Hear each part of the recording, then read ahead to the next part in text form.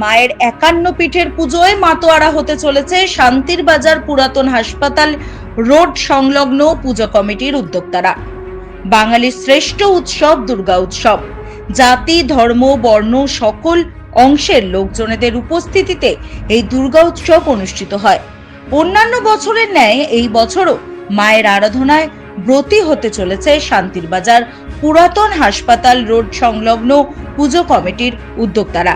এই বছর এই পুজো কমিটির উদ্যোগে শান্তির বাজারের মধ্যে বড় আকারের পুজো অনুষ্ঠিত করা হচ্ছে বলেই জানানো হয়েছে উদ্যোক্তাদের তরফ থেকে। এই পূজা প্যান্ডেলে মা দুর্গার পাশাপাশি মায়ের 51 পীঠের বিভিন্ন রূপ দেখতে পারবেন পুজোয় আগত দর্শনার্থীরা।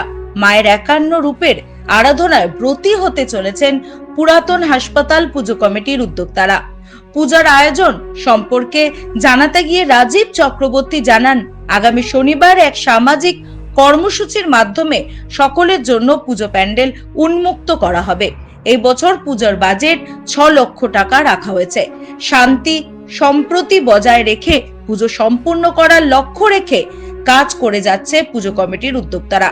পুজোয় যাতে সকলে আনন্দের মধ্য দিয়ে কাটাতে পারে তারই প্রয়াস করে যাচ্ছে শান্তির বাজার পুরাতন হাসপাতাল রোডে অবস্থিত পুজো কমিটির উদ্যোক্তারা। এখন শুধু সময়ের অপেক্ষা। পুরাতন হাসপাতাল রোড পূজা কমিটির পক্ষ থেকে সকলকে জানাই শারদীয়ার আগাম শুভেচ্ছা ও প্রীতি ভালোবাসা।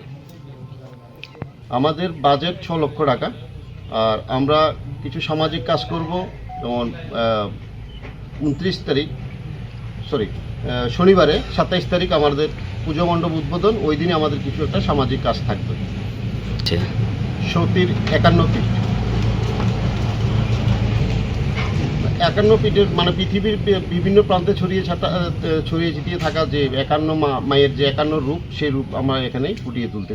সামাজিক কর্মসূচির মধ্যে থাকছে আমাদের যে বয়স্ক মাতৃশক্তি তাদের সম্মাননা প্রদান, 6 লক্ষ টাকা।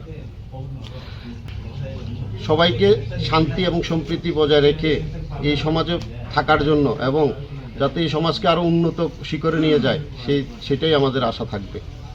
দীর্ঘ